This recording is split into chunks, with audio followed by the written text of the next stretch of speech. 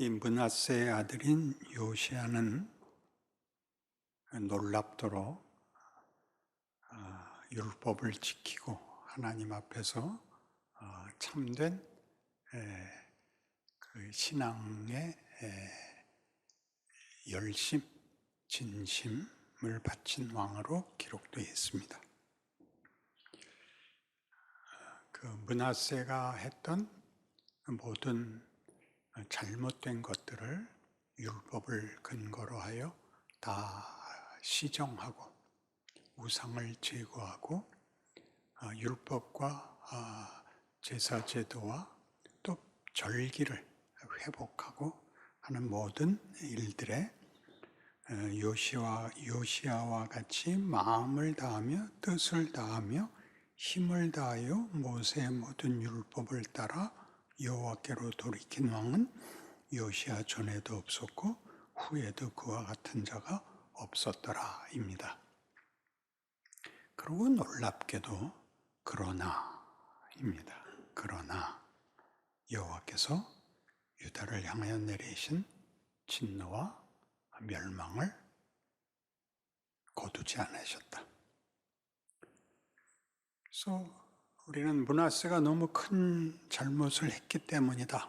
이렇게 읽을 수밖에 없지만 하나님이신데 우리 기독교의 대표적인 특징을 나타내는 두 가지 단어, 사랑과 믿음, 은혜라는 단어들을 떠올린다면 므낫세가 아무리 잘못했어도 요시야가 이만큼 잘했으면 하나님이 잘한 사람을 봐서 해야 되는데 못한 사람 때문에 이렇게 다 심판으로 묻어버린다는 것은 사실 우리로서는 이해가 잘 안 됩니다. 더더욱이 이해가 안 되는 일이 무엇인가 하는 문제는 더더욱 감춰져 있고 우리의 상식을 벗어나기 때문에 대부분의 신앙인들에게 있어서도 그 신앙상의 이 오류, 하나님의 목적과 의도와 우리의 기대가 비껴가고 있는 부분은 늘 간과되곤 합니다. 오늘은 그 문제를 다룰 수밖에 없습니다. 종교 개혁을 이루자 한 게 뭐냐 하면 율법을 지키고 제사 제도를 부활하고 이방신들을 다 제거하고 성의를 다하여 모든 절기를 지키는 일이었습니다. 이런 문제들은 우리 모두가 보기에 가장 신앙적인 행위, 또 신앙적인 정성으로 받아들여지지만 조금 더 깊이 생각해서 이런 정도는 기독교 아니고도 있습니다.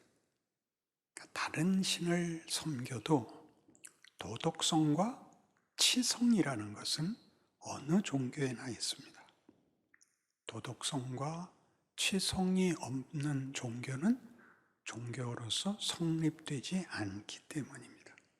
그러니까 바꾸어 말하면 기독교가 우리가 생각하는 종교의 수준에 불과하다면 그 참 문제인 것입니다. 하나님은 창조주고 부활의 주인이시고 심판자이신데 구원을 위하여 그 아들을 주셨는데 기껏 우리 보고 도덕을 지키고 착하게 살고 정성을 기울여라 라는 정도면 신이 와서 십자가에 죽어야 한다는 것과는 격이 맞질 않습니다. 그런 정도는 옛날에 서당 훈장님도 가르칠 수 있고 지금도 누구나 알 수 있는 말입니다.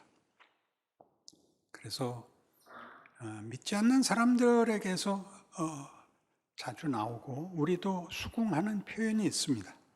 저 사람은 예수 믿지 않아도 천당 갈 사람이야 라는 말이 성립이 됩니다. 예수를 믿지 않고 천당에 갈 사람은 없습니다. 그러나 우리는 그 말이 의미하는 바를 다 수긍합니다.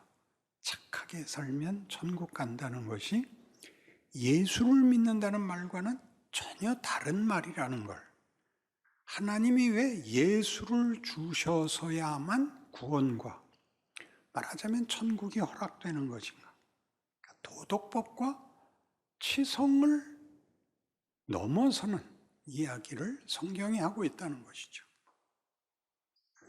그래서 우리가 로마서 3장으로 돌아가 보면 구원에 나타난 하나님의 하나님 되시는 어떤 증명, 어떤 설명을 우리가 좀 다시 볼 필요가 있습니다. 로마서 3장 23절입니다. 모든 사람이 죄를 범하였음에 하나님의 영광에 이르지 못하더니 그리스도 예수 안에 있는 속량으로 말미암아 하나님의 은혜로 값없이 의롭다 하심을 얻은 자 되었느니라. 이 예수를 하나님이 그의 피로써 믿음으로 말미암는 화목 제물로 세우셨으니 이는 하나님께서 길이 참으시는 중에 전에 지은 죄를 간과하심으로 자기의 의로우심을 나타내려 하심이니 곧 이때 자기의 의로우심을 나타내사 자기도 의로우시며 또한 예수 믿는 자를 의롭다 하려 하심이라. 그러니까 여기 믿음으로라는 단어는 분명히 우리가 아는 치성과는 다른 것입니다. 그러나 우리는 믿음이 좋다 그러면 믿음의 치열함이 좋다로 받아들이지, 믿음이라는 단어가 우리가 아는 지성이면 감천이다 라는 것과는 다른 단어라는 걸 그렇게 분명하게 이해하지 못하곤 합니다. 이 예수를 십자가에 못 박아서 주시는 구원으로 하나님은 하나님이 하나님이라는 것을 증명하셨고, 또 우리를 하나님이 하나님인 것 같이 구원을 받은 자는 하나님이 구원을 하려는 자라는 것을 말하자면 대적, 운명으로 정하셨다, 그런 뜻이 됩니다. 그래서 이 의는 예수의 피로 속죄함을 받아서 모든 죄의 씻음을 받고 구원을 얻게 됐다. 이건 도덕법입니다. 도덕을 지키기 위해서 신의 피로 씻어야 되는 이런 얘기는 아니고, 여기서 하나님이 자기를 의롭다 하시고 우리를 의롭다 하시는 것은 하나님이 우리에 대해서 의리를 지키셨다, 그런 뜻입니다. 그러니까 하나님이 우리에게 하는 얘기는, 예수로 말미암는 구원에서 선포하시는 하나님의 의는 나는 너희를 지은 창조주로서의 책임을 나는 결코 포기하지 않는다, 그것입니다. 그 책임은 하나님이 우리의 처지, 우리의 형벌의 운명에서 구해내는 정도를 말하는 것이 아니라 의리는 상호 간의 관계입니다. 믿음으로 말미암는 관계인데 50대 50으로 나누자가 아닙니다. 관계를 형성하는 믿음의 관계는 더 큰 믿음을 가진 자가 적은 믿음을 가진 자를 수용해야 됩니다. 상대와의 관계를 믿음으로 갖기로 했으면, 신뢰로 갖기로 했으면 그의 배신도, 그의 모자람도, 그의 짐이 됨도 감당을 해야 비로소 믿음이라는 단어는 성립이 되는 것입니다. 쓸모 있으면 믿기로 하고 쓸모 없으면 내버리기로 하면 믿음이라는 단어를 쓸 수가 없습니다. 그러니까 매우 놀라운 것이죠. 하나님은 이렇게 얘기하는 겁니다. 너희는 나한테 와서 율법을 지키고 제사를 지내고 정성을 다 바치면 너희 할 일 다 했으니까 그 다음엔 하나님이 내가 필요한 걸 주셔야 됩니다, 이렇게 나오고 있다 라고 지적하는 겁니다. 전 저 할 일 다 했으니까 하나님 저 병도 낫게 해주시고 자식도 좀 어떻게 해주시고 시집 안 간 딸 좀 빨리 보내주십시오. 그렇게 오고 있는 것이 구약 내내 반복되고 있는 겁니다. 악한 왕이 율법 자체를 거부해서 하나님을 외면한 것이나 지킨다고 지킨 것이 하나님이 바라는 호세아식으로는 나는 제사를 원치 않고 하나님 아는 것을 원하노라. 이렇게 내가 대상이어야 되지 않느냐. 너희의 종교적 행위는 나를 목적하고 나를 대상으로 삼아야 하는데 너희는 공식으로 종교를 행사하여 나한테 보상을 달라. 나는 아무것도 아니지 않느냐. 그렇게 얘기하는 겁니다. 너희가 나한테 기대하는 것보다 훨씬 크게 나는 너희를 목적한 주인이다. 나는 너희가 나의 영광의 찬송이 되기를 바라는 네 창조주요, 네 하나님이요, 네 아비니라. 이렇게 말하는 것이 성경입니다. 그러니까 신이 피를 흘리기까지, 십자가에 달리기까지 할 수 있는 거죠. 자식을 위해서라면 자기를 팔아먹을 수 있는 게 부모 아닌가요? 이런 식의 이해가 구약에서 내내 어떻게 오해되고 있는지를 보여주는 것이 이 역사인 것입니다. 그들은 법을 지킵니다. 하나님은 화가 나시죠. 법을 지키다니. 너하고 나하고의 관계가 법이라 말이냐? 법이라 말이냐? 피도 눈물도 없이 법이라 말이냐? 그걸 지키면 나와의 관계가 온전하다고 생각한단 말이냐? 이게 어느 부모나 그럴 거 아닙니까? 그 인격을 가진 그 믿음과 사랑을 행사할 수 있는 인간이라는 본질에서 법으로 합시다 그러면 딱 우리가 알잖아요. 그때부터 뭐가 돼요? 무정해지는 거죠. 비정해지고 냉정해지는 거 아닙니까? 신앙을 이런 대로 몰아가서 안심을 하고 하나님과의 관계에서 큰 소리를 내고 그게 욥입니다. 대단히 재밌죠. 욥기의 재미는 뭐냐 하면 잘 생각해 보세요. 욥기의 재미는 느닷없이 이제 고난을 당하는 겁니다. 욥기 1장에 욥은 의인이라 완전한 자라 설정이 그렇게 돼 있어요. 그는 잘못한 것이 없습니다. 그런데 어느 날 사탄이 하나님 앞에 나타나자 하나님이 그를 꾸짖습니다. 너는 그렇게 뭐가 못마땅해서 밤낮 시비만 걸로 돌아다니고 그렇게 바쁘냐? 욥을 봐라. 그러니까 사탄이 하나님이 형통하게 해주셔서 그렇죠. 그게 무슨 말이냐? 한번 어렵게 해보세요. 그래도 하나님을 믿나? 그래? 그럼 하자. 그래서 허락을 받고 사탄이 하루아침에 자녀들을 다 죽이고 재물을 다 뺏어가서 그냥 뭐 말할 수 없는 지경에 이르게 되죠. 정신이 혼미합니다. 그래도 하나님을 원망하지 않습니다. 사탄이 다시 오고 하나님이 묻습니다. 봐라. 그래도 믿음을 지키고 있지 않냐? 몸을 치셔야 됩니다. 그러면 드디어 배신할 겁니다. 좋다. 그래서 이제 몸을 치죠. 온갖 병이 걸리고 고통스러운 지경에 이르게 되지요. 그래서 드디어 입을 열어 불평을 토합니다. 하나님께 뭐라 그럴 수가 없으니까 뭘 하냐 하면 우리 어머니는 왜 날 낳았는가? 달력에 내가 태어난 날짜가 없었더라면 이런 말들을 일단 문학적인 표현이잖아요. 달력에서 날짜가 빠지면 그날이 없어지나? 뭐 이렇게 묻는 무식한 발상으로 성경을 읽으니까 통 못 알아듣는 거예요. 직접 뭐라고 할 수 없죠. 왜 나는 건강했을까? 왜 우리 어머니는 나한테 젖을 먹였을까? 왜 그날은 해가 떴을까?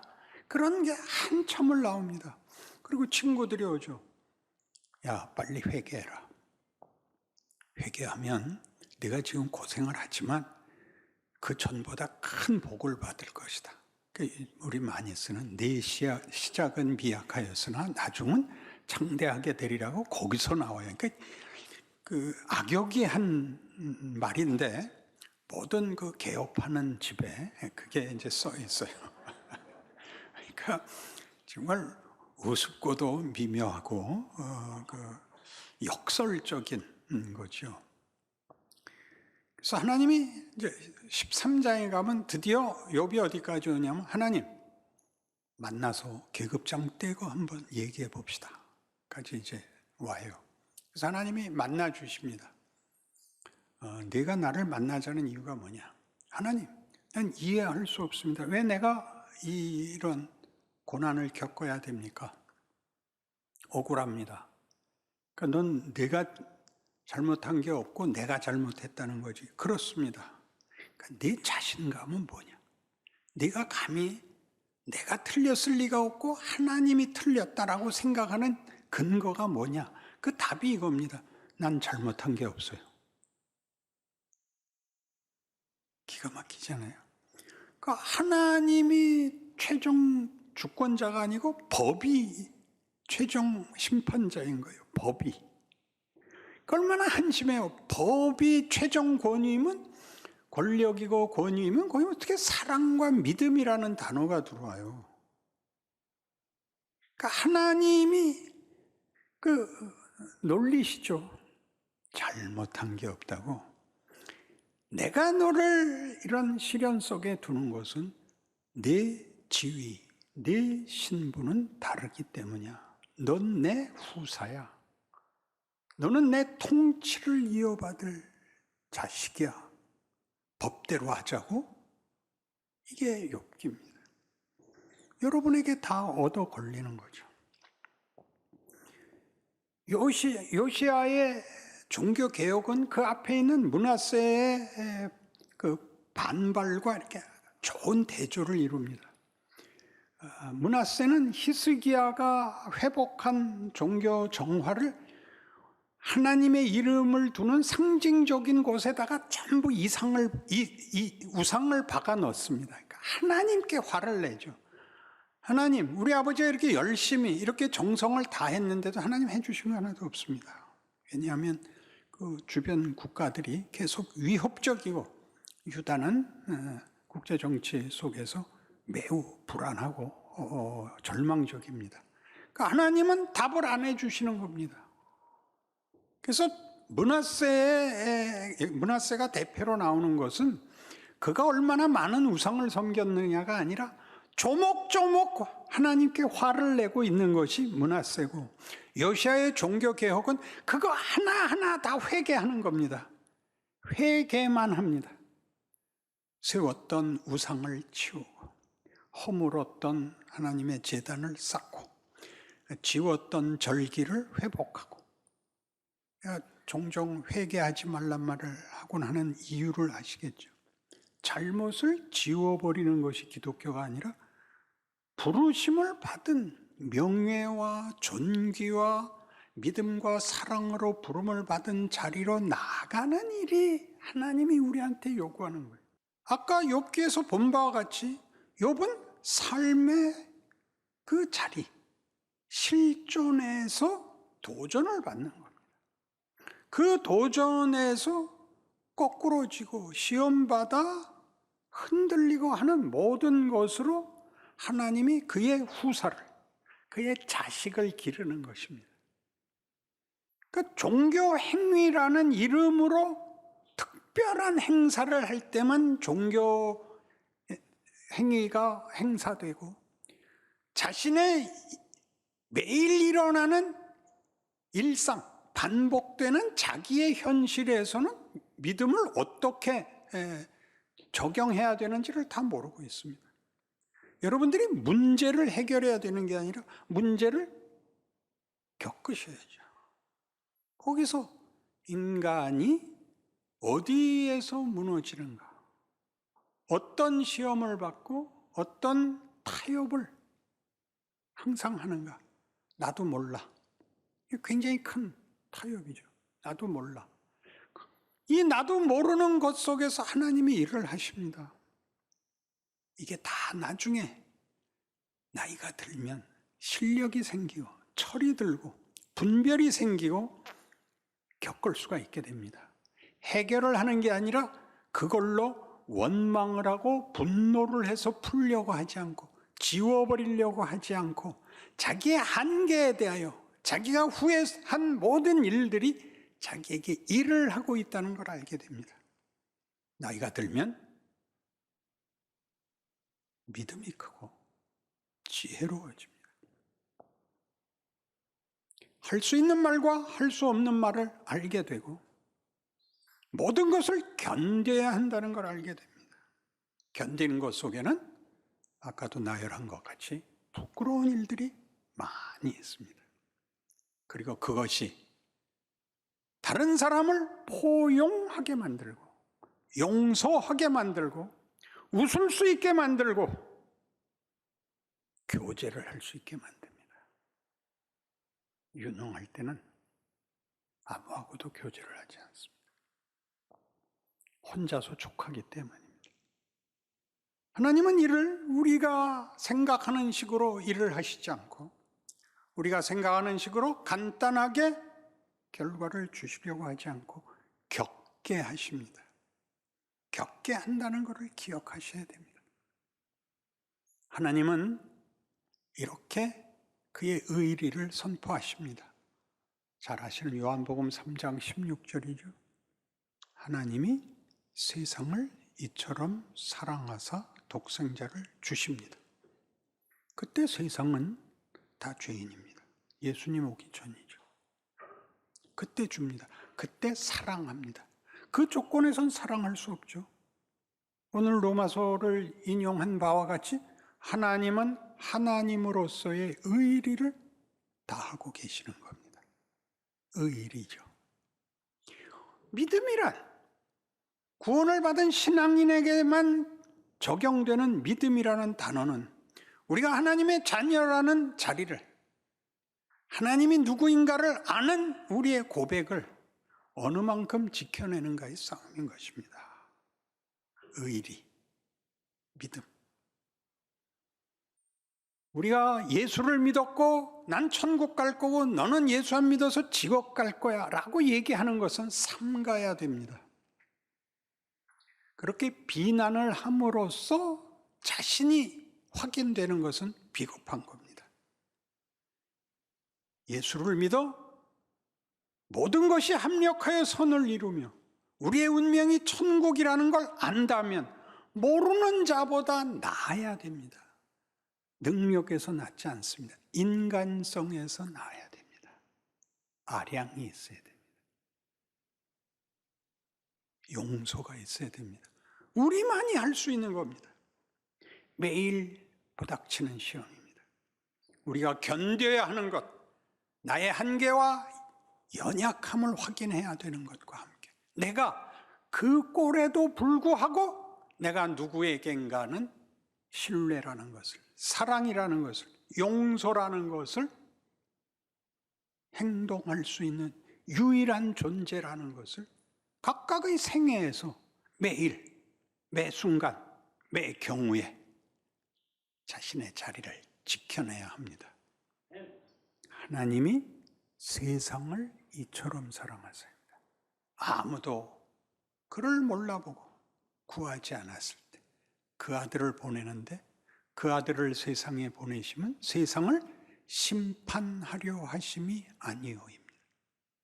그 아들로 인하여 구원을 받게 하려 함이라입니다.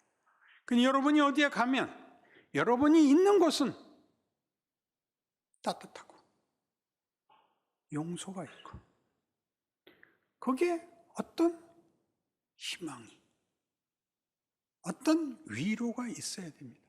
나서서 고함을 지르는 것과 다릅니다. 안전자리에서, 눈빛에서, 여러분 표정에서, 여러분의 특권, 생명과 진리와 소망과 사랑과 명예와 영광이라는 특권들이 여러분 스스로에게 확인되고 넘쳐야 합니다.